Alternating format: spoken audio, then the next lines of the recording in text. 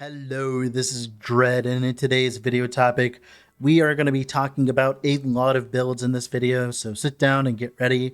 It's a lot of different builds, so be ready to go down in the description if there's one that catches your fancy. But essentially, the idea with this video is it has been a long time coming, because I've been wanting to coalesce a lot of my experience over the past few years into one video. So this video spans builds all the way from 1.0 all the way to 9.0 at the beginning of it. These are builds that I played either in the beginning of this patch or at the beginning of last patch as well, and I've done a lot of cycle start testing as well, so I actually have a lot more builds than I normally would at this time to recommend. And to be honest, this is one of the biggest projects I've ever taken a part of, because it's a multi-year project.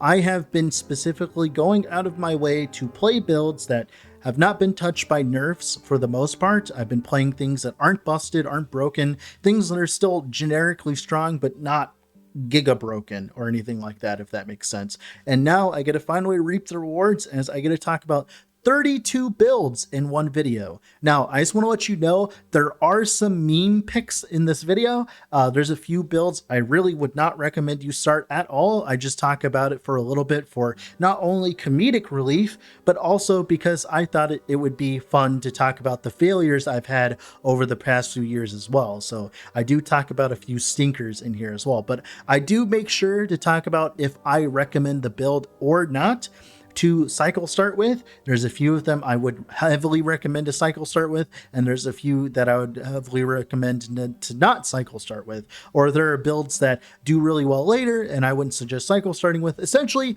there's a lot of builds to talk about. This is like a lot of time coalesced into one different video. So if you haven't already, I would heavily suggest leaving a like on the video and subscribing to the channel, as that is the best way of supporting me, and just have some fun watching the video, shall we? Yeah. So for the first build we're going to be talking about is going to be the Lazy Zoo Poison Melee Necromancer that I literally just uploaded today. Now, this build was a request. It was not a very good build in my opinion.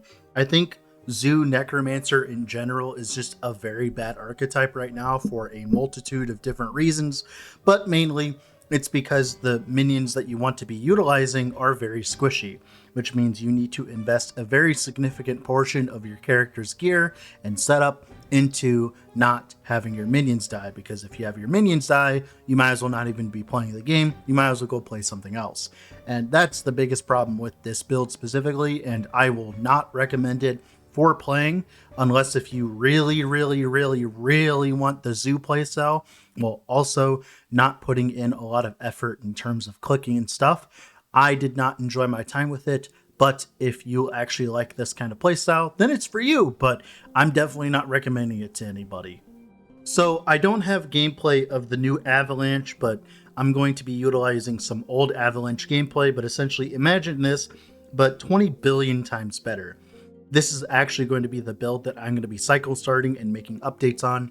The idea is we utilize the new Avalanche, which is a new kind of spell where you just cast it and for a duration for about 10 normal boulders and one big boulder and just a bunch of pelting. And then you can actually queue up multiple boulders now.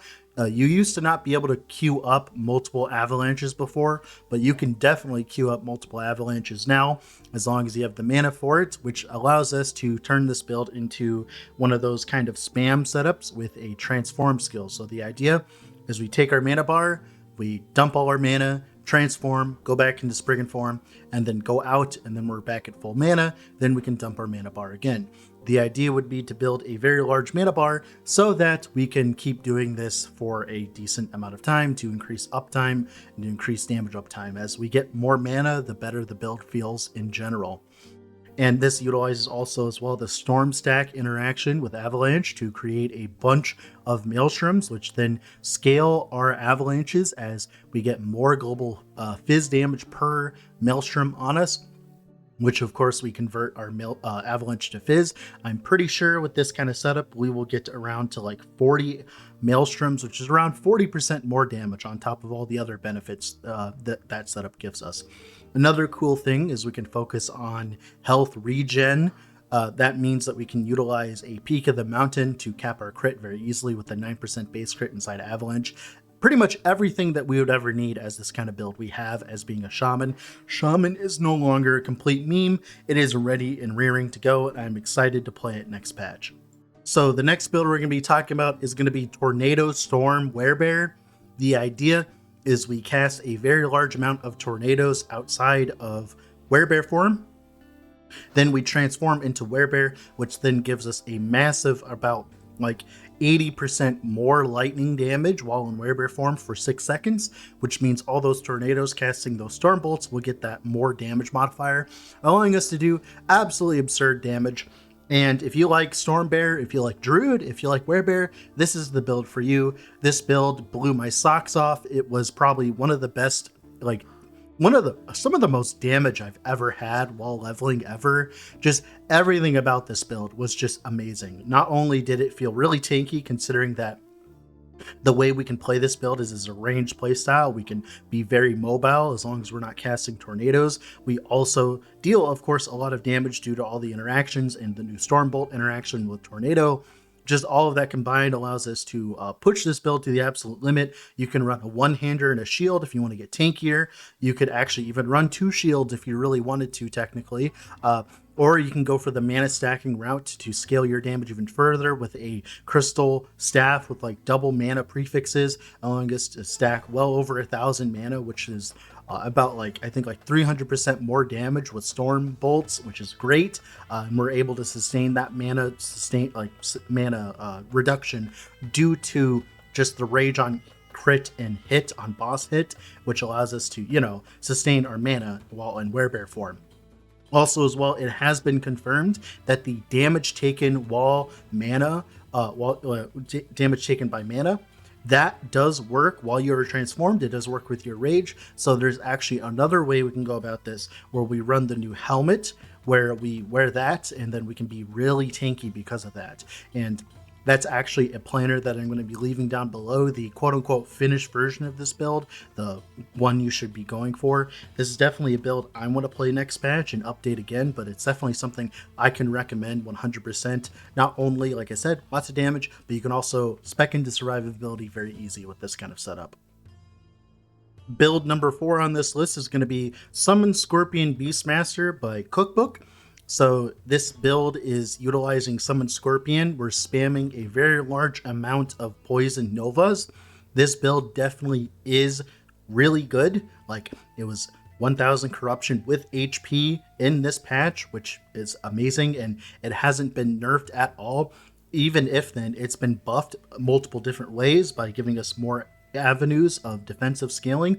Like, for instance, this build does not really care about its weapon as much, so that means we can actually go with the double shield idea with the new shield as an axe thing. You can do that. Like, there's a lot of different ways of abusing that specifically, but not only is it really easy to get going early on at like level like 30 something, I think I can, whenever you get Summon Scorpion, and then you can just play that all the way to about 1000 corruption very easily. He did all of this in COF as well, so it's not just MG cheese. This was definitely a love, like a build of passion. This build was just, the damage on it is insane for what kind of content he's doing. Being able to just spam those Scorp Novas again and again and again, just proving that Beastmaster is going to be a force to be reckoned with the new content coming around. The next build here is going to be Void Beam Erasing Strike. This build was kind of a meme. It was mainly trying to recover from the atrocious other build idea that I had when I was doing soul character found stuff, and it was just me messing around with void beams. Turns out, yes, you can make void beams do damage. Void beams are actually getting buffed this patch technically, where all the other sources of void beams are going to be meeting the void beams from Erasing Strike. Now, the problem is the Shield Rush void beams, they don't stand still, they move around, which might not be good. Who knows? The Shield Rush version for clear, and then the Erasing Strike for single target might actually be good, but I don't actually recommend anyone playing this specifically. I think there will be a better version later on once I actually put it in a little bit more effort. I will actually try to play this again at some point in the future, or you can if you think that you can manage to get the Shield Rush version to work. Who knows? Maybe it'll be great. I don't know. I'll be honest, I can't recommend this build knowing how meh it is for clear. The single target is pretty good for what it is, but it is still an Erasing Strike build. It is a Void Knight. Like, there's a lot of other problems in regards to it. I'll be honest, like, I think it's like good enough to be played and you can have fun with it, and if you really like it, you can enjoy it, but it's not something I would recommend to someone. Alright, so out of mana Meteor Sorcerer. Turns out this build ended up being really good in the patch notes. It got buffed to the moon. You can actually level as this version of it, where you utilize, of course, Mana Strike and Focus to sustain your mana early on, and then eventually when you invest into your gear enough and have enough mana from max mana, you can get to 1,000 max mana, spam more meteors, and then dump the Mana Strike setup and only rely upon Focus. This build was done in like 1 to 2 days, so it's very cheap. It was in COF as well, of course, since it's, you know, sole character found.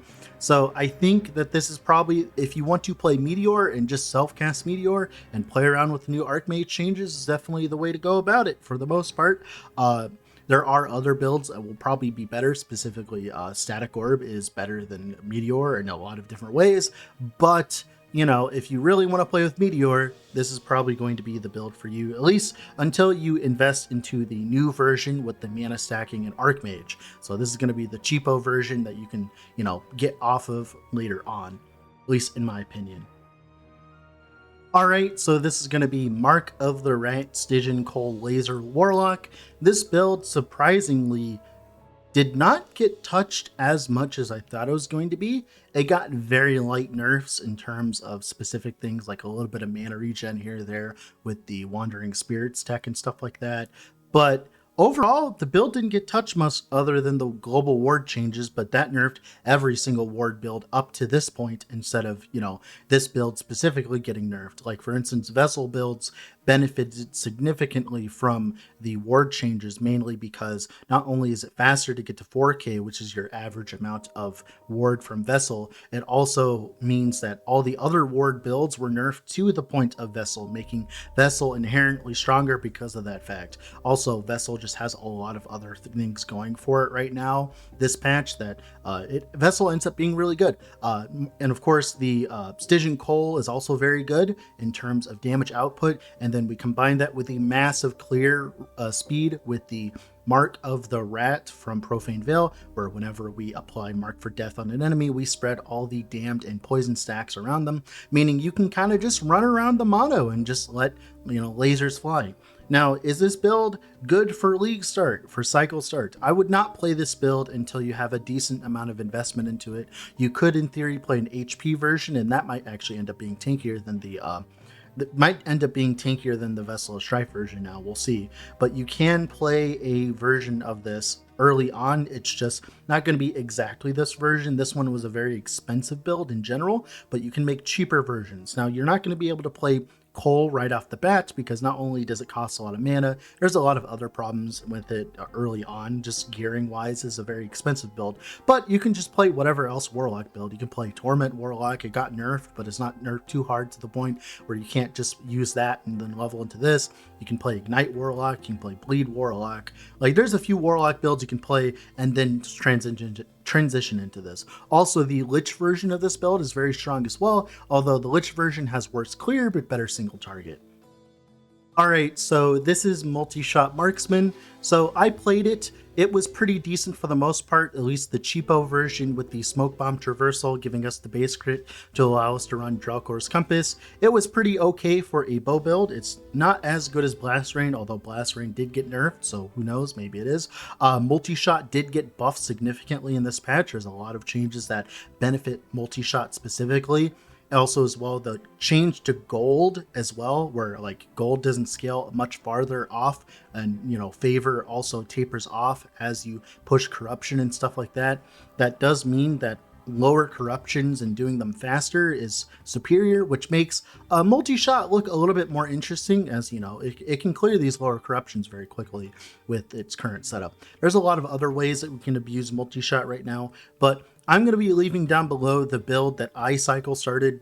So I cycled start tested. So I got to from level 1 all the way to 280C in about 2 days of playtime. And a friend of mine, Trickster, he's actually going to be cycle starting this as well. So I'm going to be leaving down his guide as well. And he's going to be giving updates on his version of the build as he's playing it. But suffice to say, if you really like Multishot, if you really like, you know, playing with Multishot and playing with a bunch of arrows and playing that marksman playstyle, then this is probably the build for you. It was pretty good for the most part. Like, obviously there was problems here and there, like Multishot in general, but like, you know, I enjoyed it. It was definitely pretty good for me. The next one here is going to be Savage Catalyst Bleed Sabertooth Beastmaster. This is another build that I cycle started tested. Bleed Sabertooth is pretty okay. I enjoyed it. The clear was okay and the damage was good enough. It was actually pretty superb. The problem is Summon Scorpion is technically better than this. So if you care about pure power in your solo companion Beastmaster, I would suggest playing Summon Scorpion, the build I talked about earlier. But if you like the cat, then you like the cat. I can't really tell you no. I enjoyed my time with it. The scaling can go through the roof once you get better gear than I did, and Beastmaster didn't get nerfed at all pretty much in the patch notes. So overall, I think that this is a good enough build to cycle start. If you like, you know, Summon Sabertooth, then I would suggest this. I think that, like I said, Summon Scorpion's better in theory, but this is still good enough that I could recommend it. The next build we're going to be talking about is Combustion, Ignite, Infernal Shade, Lich. So this is another character that I solo character found started tested, and turns out Infernal Shade can do pretty good damage, unironically. So the idea here is we're summoning zombies, which are then applying Infernal Shade to themselves, and then as I summon more zombies and they kill themselves, or, you know, go and attack enemies, they will die, and then the Infernal Shade will end, which will prematurely combust the Infernal Shade. And Combust has a very large like damage multipliers inside of it, which allows us to scale some pretty nasty Ignite. This was definitely one of the better builds that I cycle started. I would say it's like the third best build that I cycle started, behind Stormbear and Volcanic Orb Sorcerer. This would be the third one, mainly just because of how convenient the clear was with the gigantic blaze shade every so often. Just overall, the clear on this build felt so good that like I actually really enjoyed it. I know it seems a little weird because you're stutter stepping a lot through monoliths and stuff like that, but trust me, the clear is definitely worth it, as you can scale the Infernal Aura's AoEs pretty high and make it hit the entire screen if you really wanted to. Overall, very good build, good survivability because you can do the mana damage taken as ward stuff. I mean, mana damage taken as mana before health stuff with the low life stuff. You can do that and stack mana for you know, for a lot of chunk. That's one way that you can actually force a lot of tankiness into the build. Like, there's a lot of other ways to do that as well. Like, there's a lot of new stuff that makes this build even better in terms of uniques and stuff like that. And it's a very cheap build to be going, of course, because, you know, I played in solo character found and I still had really good damage unironically. So overall, I could very easily recommend this build. It was a very good build and I enjoyed it a lot. Other than if you don't like that stutter stepping, then maybe you wouldn't want to play it, but the clear definitely made up for the stutter stepping, let me tell you. The next one's going to be Seraph Blade Shield Rush Flame Burst Paladin. So this build actually surprised me significantly in terms of how good its clear is. So the idea is you use Shield Rush, do proc Healing Hands, which is another melee attack, and then you do 3 melee attacks per enemy, which then, you know, can cast a flame burst every single time you do that. Then you can also get the divine bolts in it, and all of those hits equals a very good amount of clear. You can just watch screens like blow up, and you can actually scale the AoE as well with like World Splitter if you really wanted to. But I think that there's actually a better version of this build. I'm actually going to be talking about it soon, probably today or tomorrow. It's going to be a bleed version of this. It's going to be very reminiscent of the bleed bleed shield rush build I played a long time ago, but it's that build, but 20 times better. The crit version was okay, but it definitely wasn't like the best damage in the world. Like, we could have had better damage. I think Flameburst Warpath is better if you want to go spell crit, but this is definitely 100% better if you want to go bleed. Being able to scale bleed on shield rush, Flameburst, and healing hands all on top of each other means that, of course, you can deal a very large amount of bleeds in a very short amount of time, which then makes the build feel really good on single target. The build on single target this time around was like kind of meh. The clear was good, but like I said, I would play the bleed version over this. I will be talking about that, and I definitely recommend that version. The next build we're going to be talking about is going to be Thundersteel Detonating Arrow Big AoE Marksman. So the idea around this build is we utilize the auto crit nodes and the more damage and shift for your next attack, and then utilize that with Detonating Arrow to do a very large hit with Detonating Arrow. The auto crit allows us to run whatever bow we want, and this build was okay. It did okay damage, it had okay clear, but the playstyle was insanely clunky. Detonating Arrow did actually get buffed for self-cast versions of the skill because I was not abusing any of the bugs involved with the Drillcore's build, meaning that this build still technically survives, and you can move it into mana stacking, which did also get buffed. So the mana stacking Detonating Arrow version of this might actually be good, but overall I wasn't very impressed with the clear. Even with all the AoE that I got on Detonating Arrow, it didn't feel that good. Maybe in the future it'll feel better, who knows, but like maybe in MG, like Merchant's Guild, I can definitely tell you that this is a Merchant's Guild build for the most part, because the amount of gear that you need is probably going to be a lot more than playing a normal build. But if you really want to play Detonating Arrow like this, go right ahead. It was good enough for me. I just didn't like the playstyle for how much AoE that we had, because of how much AoE percentage we were scaling. It just didn't feel good enough for the investment. So I wouldn't recommend it technically, but you know, I can't really stop you now, can I? All right, another build is going to be Totemic Heart Form Swapping Frostbite Druid. I'm just going to be straight up. I don't recommend this build. It was pretty fun. I liked being able to use Warcry totems for clear, because if you don't know, they can like apply like 17 frostbites per, Warcry and stuff like that. That's pretty okay. The problem is, the damage was a little bit lower than I would want it to be. The clear was fine. The single target wasn't as good as I wanted it to be, but it turns out Frostbite for minions in this case essentially got buffed. Like it got buffed significantly. The base Frostbite damage has gotten way higher. It like doubled, and then Snowdrifts were nerfed. This is a buff to Frostbite minions, as we were never using Snowdrifts with them because they don't work with them. So in theory, this technically has double damage. It might be good because of that. I'll have to revisit it again. I wasn't entirely happy with the performance of said build. I think specifically, I just did not enjoy the single target. The clear was fine. It was good enough because the Warcry totems, but the single target wasn't good enough. But maybe now with, of course, Frostbite literally being doubled, maybe it'll be good now. Who knows? But I don't recommend it. The next build we're going to be talking about is Bleed, Rip Blood, Minion Abusing Necromancer.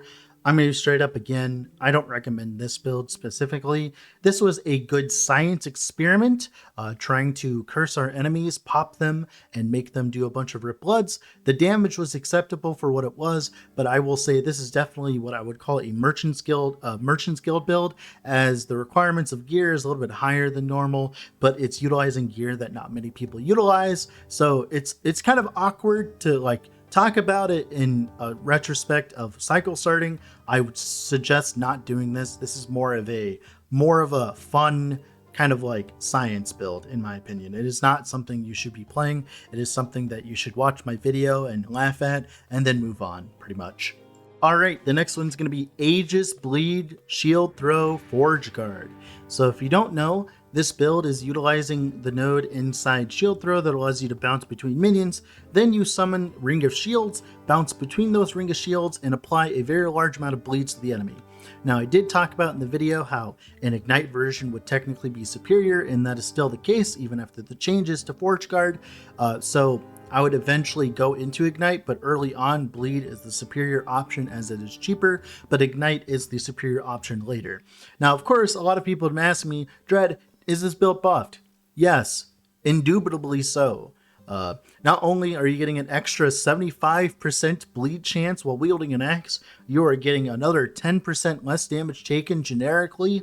You are getting, I think, some other stuff specifically. Oh yeah, the node at the top of Forge Guard, you're getting block effect per ring of shield. You're getting more ring of shield creation. You're getting more minion health. Like overall, this was a huge buff to Forge Guard. The way that I talked about it before when I was playing this build was this build was good despite being a Forge Guard, meaning that, you know, even though it wasn't a Forge Guard, it didn't feel like a Forge Guard build because the interaction between shield throw and ring of shields was strong enough to carry the build significantly. Not only that, they also buffed the smite idols for us. They were bad. It's bad for hammer throw, but good for this because we weren't hitting that much and we didn't have that many smite idols in the setup. So this is actually more smites per second for us technically because we don't hit nearly as much as hammer throw does. So that's cool. We also only need one of the idols now as well, which is cool. So this is definitely buffed in that regard as well. Overall, I think this build is eating good. Overall, it's still getting to armor camp. They didn't nerf the armor node. And the coolest thing is the biggest problem with this build was you couldn't go hammer and anvil in the end game because it was a throwing build. And, you know, you can't really, use those nodes because, it would make shield throw cost a lot of mana and also make you take increased damage. So it was just a bad trade-off.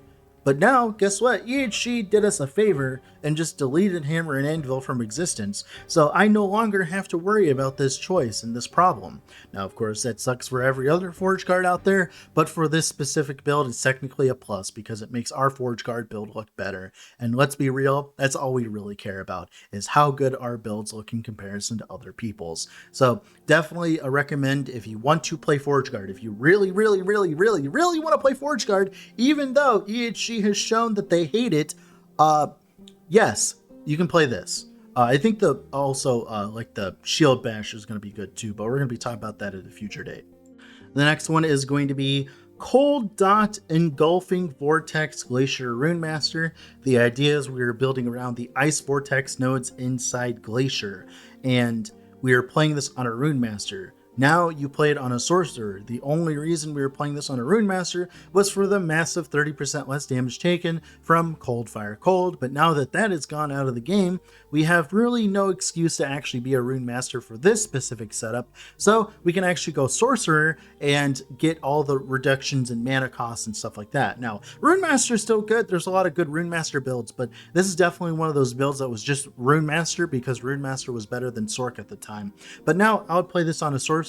Now, I wouldn't suggest this over, like, let's say Static Orb or Glacier or Meteor or anything like that. But if you want to, have cotton candy all over your screen while also dealing respectable amounts of damage, especially considering this was a cycle start setup, right, as well. I was like from level 1 to like 400-ish corruption with this one specifically, right? Overall, okay.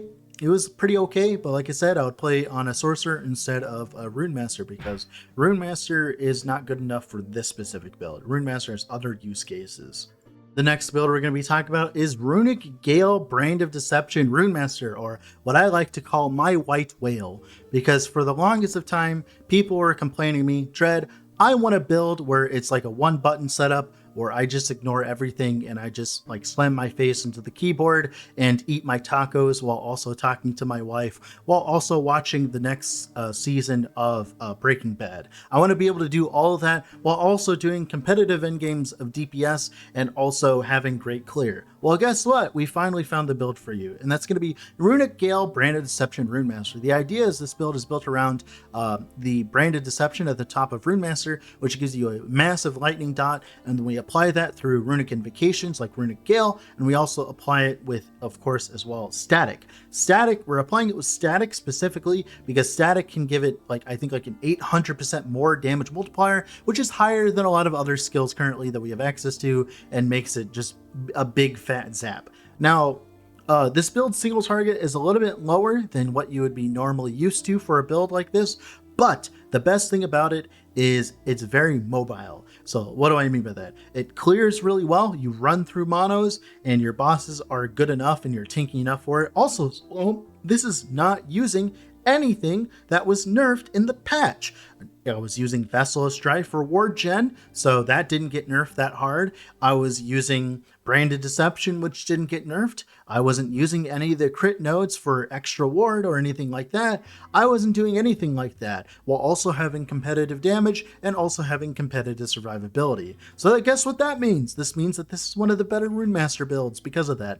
Now, of course, as well, they also nerfed how Favor and Corruption work, and Gold works as well, where it doesn't scale as much after 500 and 600, meaning that that's the perfect spot for this build to be farming in because it has good clear while also being a one button build while clearing. Guess what that means? It's really good for farming. So this build will actually end up reaching its pinnacle of power next patch because of all these changes. Now, of course, like I said, you are going to have to play a different Runemaster until you get to the top of Runemaster to get Branded Deception. But once you get that going and slap on the Runic Gale combo, which I thought was going to get nerfed, I thought that Flame Rush into Runic Invocation was going to get nerfed, but it didn't end up getting nerfed, so thank God. So this build still survives. Woohoo! I definitely recommend it if you want to turn your brain off and farm monoliths and you don't care about how.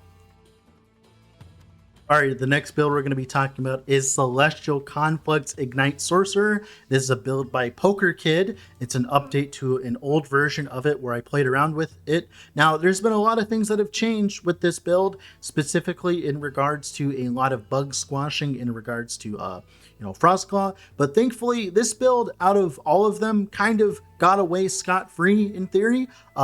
To remain the overlaps that you have, even though you're losing the 250% increased area from the node inside down in the lower right.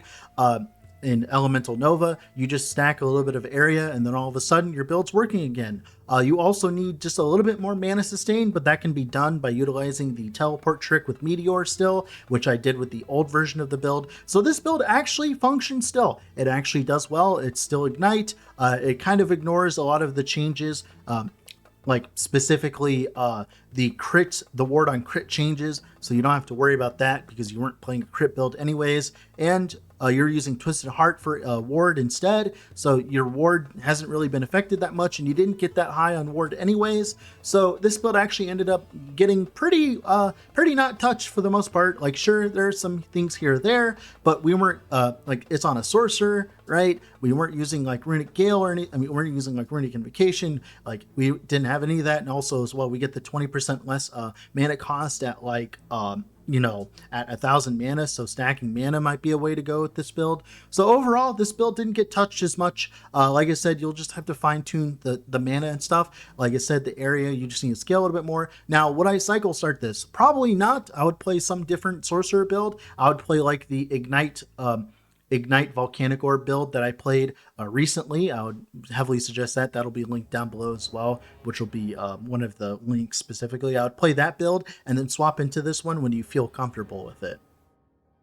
Next build we're going to be talking about is another build that I started tested, and that's going to be Volcanic Orb Explosive Ground Ignite Sorcerer. So this is probably the second best cycle starter build that I tested this patch. The idea is we play around the Explosive Ground on Volcanic Orb, and we apply a very large amount of ignites. This on top of Meteor giving us the massive 75% pin, and using the teleport function on Meteor to give us a bunch of mana back, that on top of mana regen that we have access to now, and all of this and all that, it ends up becoming a pretty good build to cycle start with because the damage is absurd early on, the damage is absurd later on, and it can be used to level a lot of different sorcerer builds and then spec into something else. Or you can say with Volcanic Orb, you can actually spec into the mana stuff and then spam Explosive Grounds, get Volcanic Orb's cooldown as low as possible, and just have some fun spamming Volcanic Orbs. You can do that, although I would say that this is definitely not the best build ever in comparison to the other Sorc builds that will exist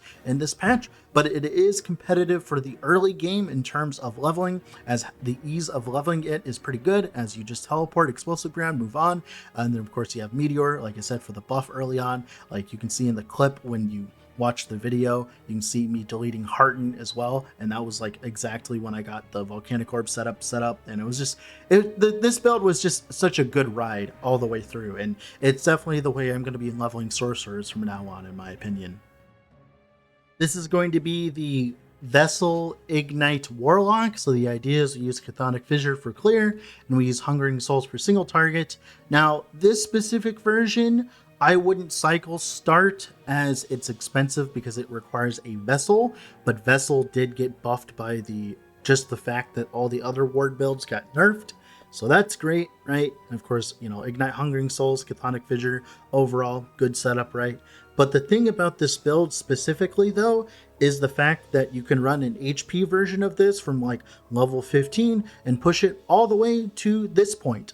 You could just play HP and scale that, and then eventually swap into the Ignite version. So this is technically cycle startable, but you will have to do a little bit of work and just cycle start the Ignite HP version, and then swap into Vessel later on when you feel comfortable with doing so. And Vessel, like I said, got buffed from like 1k to 4k ward, and then it gets a little bit worse after that, but we weren't really getting that much higher off of that. We were mainly stacking EHP in other ways. There's a lot of items that makes this build better overall as well. There's a lot of cool things that you can do in the future with this build. Ignite Warlock is definitely something I will revisit at a future date. It is definitely a build I want to play again, but it's definitely something I could recommend if you cycle start the HP version at level 15 and then swap into this later on.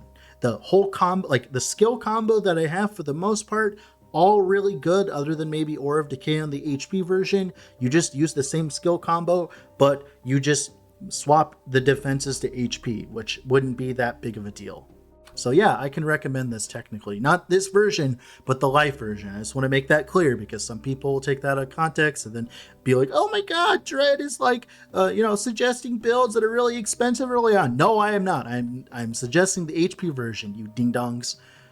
All right, so this is going to be Leviathan Carver Harvest Chaos Bolt Warlock. Don't play this build.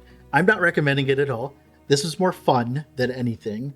I was trying to make Harvest on Chaos Bolt's function, and the damage was kind of there. It was very expensive to get to this point. I think if you went with like a necrotic version, you might be better off, but don't play this build. I plan on playing it again in the future with probably better tech. Please, for the love of God, don't play this build. I can probably do something better eventually, but like, I think it's like, okay. It's just like, don't cycle start this. This was a complete meme build. Perry in his chat forced me to play this. So like, this was more of a punishment more than anything. I enjoyed it, but it's not cycle start material whatsoever. It's not build material whatsoever. It was almost good enough, but not good enough for me. The next build we're going to be talking about is going to be Shaman Ludlife Crit Tornado Font of the Erased. So this build actually got buffed this patch in multiple different ways.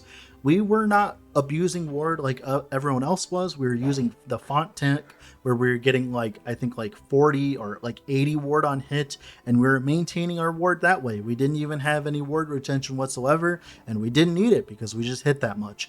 And this build got buffed because Shaman got buffed entirely. There's a lot of new nodes in Shaman that are actually worth using. Like overall, like Shaman got giga buffed. So this build technically got giga buffed. I would not cycle start the font version, but the concept of this build and swapping it to an HP setup and then scaling that HP setup into the end game and then swapping back into the font would be the preferred way of going about this.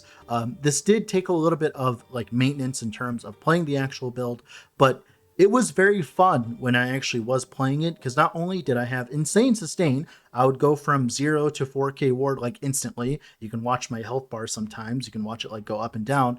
I also had plenty of damage, and of course the damage is going up even higher this patch as they are buffing the entirety of Shaman's tree and giving us a lot more mana regen, a lot more of this, a lot more of that. Overall, very exciting to see how this goes, but I enjoyed my time with it. Now, you could cycle start a version of this where you go HP, but of course, that's up to you. I think the Frostbite version actually can be really good as well eventually, but it remains to be seen. I actually made a video about the Frostbite version before 1.0, and a lot of people told me that they had really good success with it. So we'll see if we'll see if this version's good too next patch. It probably is. It didn't really get changed much other than a few buffs. The next build we're going to be talking about is going to be Holy Winds Electrify Smite Healing Hands Paladin. This is the build that I cycle started on 1.0, and let me tell you, as soon as I got Healing Hands with the Electrify spread and Electrify Smite, it was a breeze from there. very amazing build. The clear on it was crazy considering it's literally just a smite build, right, with healing hands.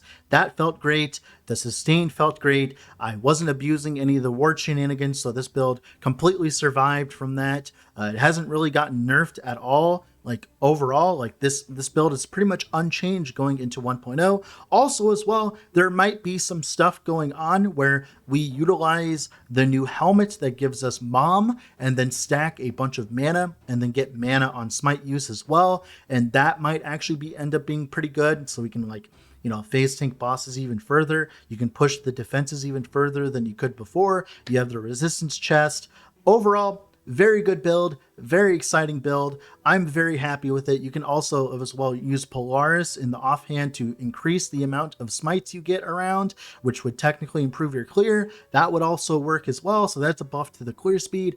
Overall, very excited about this build. I wish I could cycle start it again, but Avalanche has stolen my heart. So this is 100% can recommend. One of the best builds I've ever cycle started ever, and it's a stupid HP dual-wielding paladin build with little EHP. Amazing, right?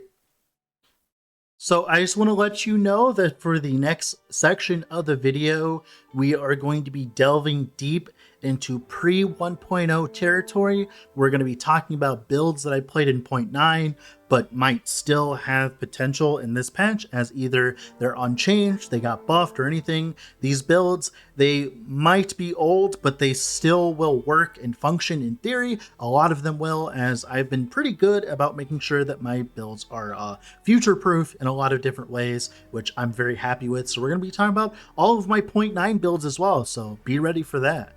Okay, so the next build we're going to be talking about is going to be Lazy Warslash Warpath Void Knight. So this build is interesting as it has a very large amount of synergy with the new hammer, the new Warhammer that we're getting. The idea here is we can actually stack dilation stacks and make our Warslashes deal even more damage, because it turns out Warslash does not scale on your attack speed. Nothing scales on your attack speed. And for the movement speed, we're a Void Knight. We can get a decent amount. We can get like well over like 150%, which then turns into 75% once you have all 10 dilation stacks. So that hammer would not only give us like up to 75% pen, but also 150% more damage with Warslash. And it will actually naturally stack up as we're, you know, volatile reversing around. It's very, very nice to play around with in that sense. So the new hammer Event Horizon is going to make this build go from 0 to hero. Like, it was already okay, it was like a good lazy build, but Event Horizon is going to make it even better because, like I said, it's a build that doesn't care about your attack speed and you're going to just bonk things even harder. Now, like I said, it's a lazy build, so its threshold of difficulty that it can achieve is going to be lower than other builds, even same Sentinel Warpath builds, but that is because you sacrifice a little bit of power by being lazy, right? But Entropy, the stupid hammer, is going to make this build deal a lot more damage. So we'll see if this is fun. I definitely look forward to playing a version of this as well in the future. Definitely something you can play. It hasn't been changed too much. None of the changes have affected it too much. So if you like Warpath, definitely good for you. Try the new hammer with it. Get the hammer with some base crit on it. Have some fun. The next one I want to be talking about is Shattered Lance Werebear Druid. So the idea here is we stack life regen to make our Mauls do a very large amount of cold crit melee damage. This build actually got buffed in two ways. The first way is the introduction of the new sword that makes Fury Leap / Maul turned into cold. As if you don't know, Fury Leap, everything that it does is converted to Maul when you grab that node, meaning your Maul would also go cold damage as well, which will give you a decent amount of flat. The sword itself is pretty good as well with the pen and all that. It's very good offhand weapon, very low LP. So being able to get a high LP one would make this build a lot better. Also as well, there's a new unique pair of boots that give you up to 40% increased cooldown recovery speed with Fury Leap. That makes it so that you can leap a lot more with Maul in general on this build, meaning that you can kind of spam it instead now. as you do have to wait a decent amount of time with it. Of course, cooldown recovery speed for Fury Leap does apply to Maul. Get cooldown recovery speed exalted on this pair of puppies here, and you'll actually end up with a very large amount of Mauls per sec. A lot of Mauls, way more than we used to be able to get to. So this build definitely got buffed. Now, would I cycle start it? Probably not. The damage is a little low without the without the setup with the specifically the life regen. So I'd probably play a different Druid build and play this one later. Like for instance, that the Storm Druid, the lightning tornado storm druid, that would be a better build to cycle start and then swap into this build when you feel like as though you're ready. The damage on this build was a little bit mediocre, to be honest. The clear was pretty good, the survivability was pretty good, but now with the new sword and with the new boots, it might actually make the build feel a lot better. Who knows? I don't necessarily recommend this build, but it's definitely a lot better, and it's something I want to try eventually this patch. The next build we're going to be talking about is the Fragment Spark Charge Mana Strike Spellblade. The idea is we just play Mana Strike with Spark Charges. This build actually didn't get changed at all much. It did get buffed a little bit as we got a lot of extra crit by stacking intelligence, because they made it so that we get 1% base crit per 15 intelligence, which is a lot of base crit, which means we don't need as much. And it also got changed because Closed Circuit got nerfed, but that's fine because now we can just go for multiple hits on the target instead of going for Closed Circuit, which means, we'll get multiple spark charges per lightning blast, but we won't get the crit cap like we used to. But that's fine because, like I said, they buffed a crit. So I would play a version of this while getting rid of the Closed Circuit interaction and going for, of course, the lightning blast chains multiple times on the same target. That would lead to a much more single target, but it was fun to play around with Closed Circuit, but it has been essentially removed from the game. Overall, this build still works. Actually, it got even better because we have even more access to Frostclaws, because we can get, I think it's like 30% chance to cast Frostclaw on melee hit on the tree as well. So we get even more Frostclaws. So overall, builds actually probably going to be a lot better this patch, unironically. This build did not get that much ward. It did not get as much ward as like other builds did. So it's not going to take as much of a hit as other builds did. So overall, still functional, still playable, still a build that you can play. Probably playable still, easily. The next one's going to be the one button projectile Abom build. This build got nerfed a little bit with some Dread Shade changes, but in nerfs that it got directly, it got buffed immensely by having more options to invest into your survivability. This build was essentially a blank slate. Your weapon didn't matter, your shield didn't matter, your chest didn't matter, none of these slots mattered. So there are like 20 different ways to push this build survivability to the extreme, and of course you can also do that while also pushing its damage, because one of the biggest problems with Abom is it needs a lot of plus levels to function, and to do that, what you can do is run plus levels on your gear now. There's a lot of items that give you plus levels to skills, plus levels to intelligence skills. There's a lot of stuff like that, and there's a lot of new just generic like defensive items. Now, this build, like I said, is another lazy build. This means that it deals a little bit less damage. You're not doing as much damage as a full-fledged Abom build. You're not doing as much damage as a Bone Golem Necromancer that is set up to do damage. This is supposed to be a lazy build for people who don't want to actually play the game, who want to just, relax and watch some TV while playing and watching Netflix and stuff like that. But this build got buffed significantly by all of the new items that are coming in 1.1. So overall, pretty good build. Definitely a build I would take for Aberoth as well, as you can just kind of sit there and just let the Abom hammer on the boss. I would probably prefer to build a version that does more damage and I have to resummon it every so often, but that's a small price to pay to do a very large amount of damage, in my humble opinion. Alright, Flameburst Warpath from back in the day, it got buffed significantly. I've been raving about it of late, and the reason why is the new sword Polaris. almost triples our smite output on single target, and of course, Flame Burst can be used for clear.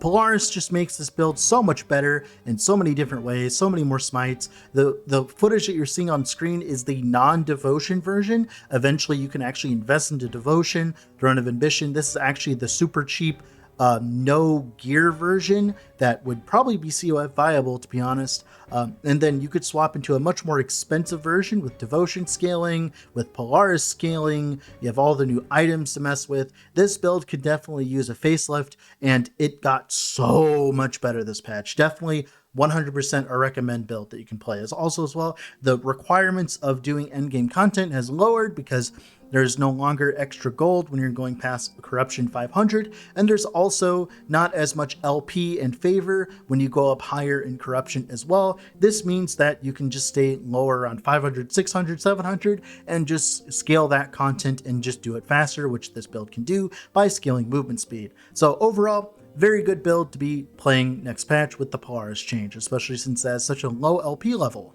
Another build we're going to be talking about is the Judicator Judgment Spam build that I played. This build actually got buffed with the changes to Judgment.